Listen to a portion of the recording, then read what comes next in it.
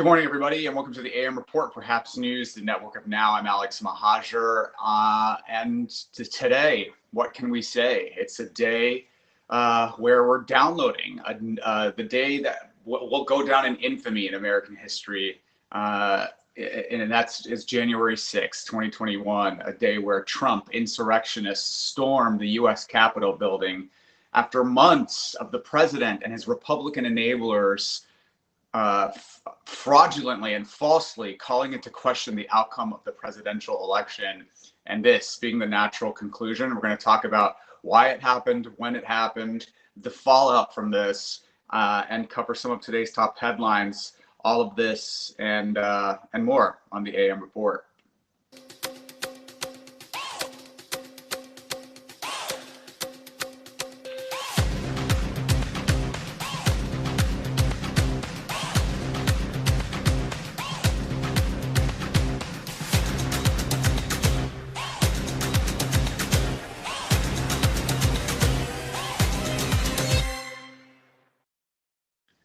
Good morning, everybody, and welcome to the program. I'm Alex Mahajer. If you're watching on the HAPS app, website, or platform, click the award button. Let us know you're enjoying it. If you're watching on Facebook, Reddit, Twitter, YouTube, leave a comment and we can see it, and we'll bat around with you live on air. We have a lot of people joining already this morning. Good morning, Pablo de la Hoya in LA. Good morning, Jose, my daughter Jose in Compton. Good to see you both this morning. And if you survived January 6th, 2021, leave a comment. Let us know what you think of the events that unfolded yesterday, because they were, really quite shocking. I've never seen anything like it in my lifetime.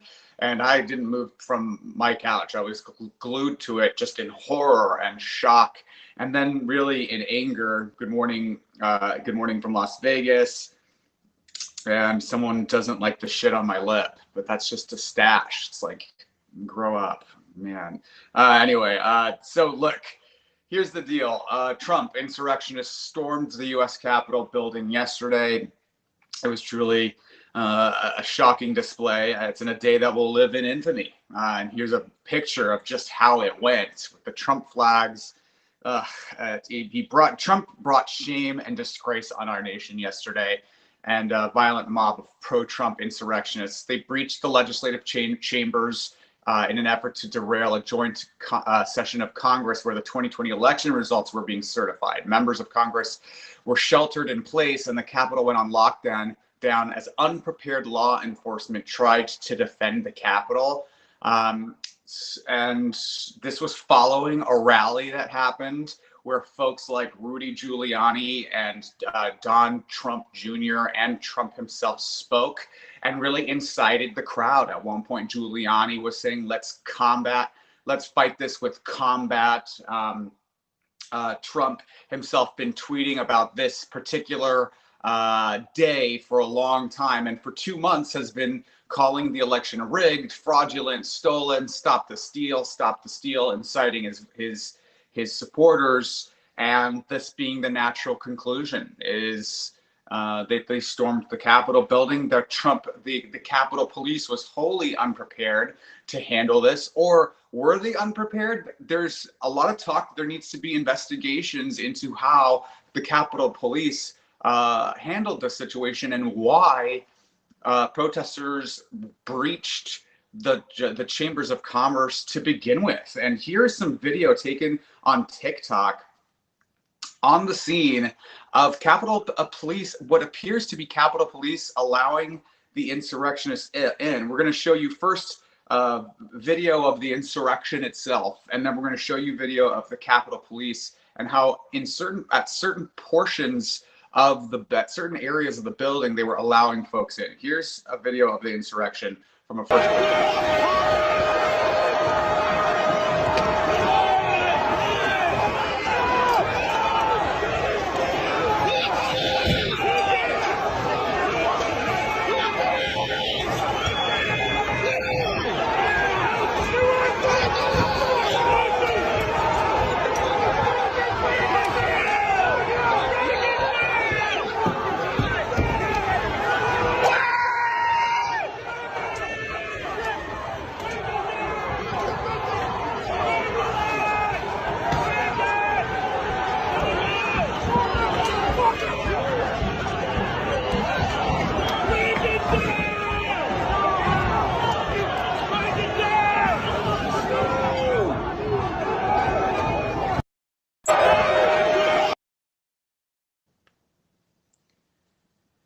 You know, I've never seen anything like it.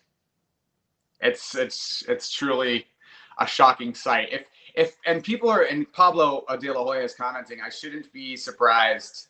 I shouldn't be surprised that they are believing the rumors that Antifa led the charge. Clearly not the case. You know, there were Black Lives Matter protesters over the summer who were cleared using tear gas within minutes. Took minutes. This went on for hours, hours upon hours, as the entire world watched in shame and in disgrace and in horror. And this went on for hours yesterday. And,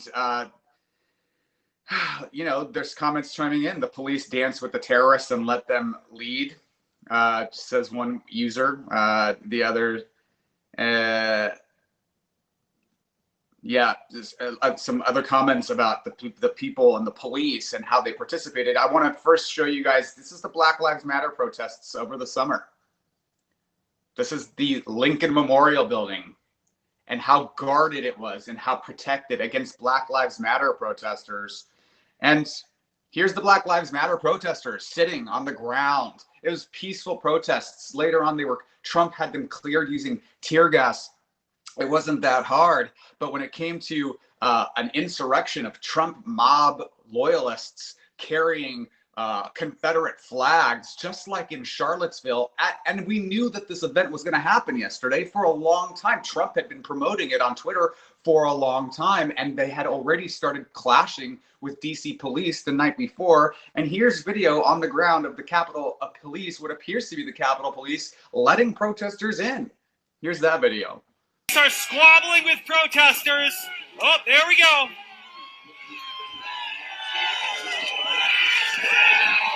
And they just breached the Capitol again. Police are squabbling with...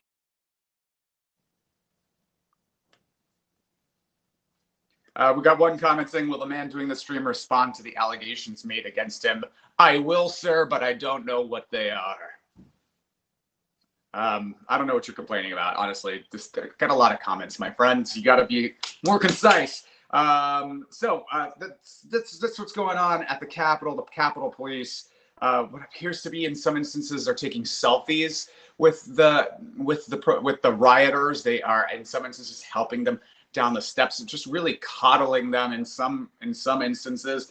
And this caused Congress to go into lockdown. And the Electoral College vote was paused in the middle because they had to be ushered out. And then hours later, finally, they resumed. And to Congress's credit, they resumed the session and said that they would not be intimidated and that they would finish their business. And so Joe Biden was finally certified president of the United States. They remained in session until the early morning hours, around 4 a.m. their time. And just hours after the Trump's mob stormed the Capitol building, they returned and finished their job, and Joe Biden will be the next president of the United States, despite the political theater that was drummed up by Senators Josh Hawley of Missouri and Ted Cruz of Texas, who also have blood on their hands for enabling this charade. And at one point, Senator Mitt Romney made a very really effective speech from the Senate floor saying, you want to make sure that these upset and disappointed folks aren't, you want to help them, tell them the truth. Tell them the truth. There was no election fraud here. Joe Biden won fair and square. Just tell them the truth. Tell them the thing that they don't want to hear. That's leadership. And we heard that repeated on the Senate floor a couple of times, even, and Senator Lindsey Graham, who's become a total Trump apologist and lackey, was saying on the Senate floor, I'm out. What he means by I'm out, I'm not sure, but I'm out. I'm off the Trump train. I can't do this anymore. Kind of implying that he's been disingenuously bolstering the president's dishonesty, and now he's out. He can't do it anymore. He sees the consequences of those actions. But I'll note, Ted Cruz, one of the most detestable senators in the United States Senate, still voted to object to the election certification. He was one of only a couple senators that voted to sustain these objections.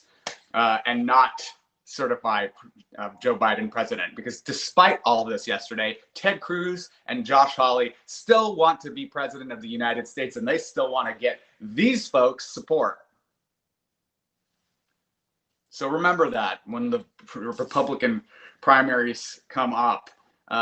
There was a death toll. 4 people are dead after the siege on the Capitol. Trump, Cruz, Hawley, Giuliani, they all have blood on their hands. And Washington Police Chief Robert Conti reported that 52 people were arrested, 4 people died, including a woman who was shot by U.S. Capitol Police, and 3 others who died in medical emergencies. I'll note because there were chemical irritants used by both the police and the National Guard that was called in, and by actual rioters who were there using chemical irritants.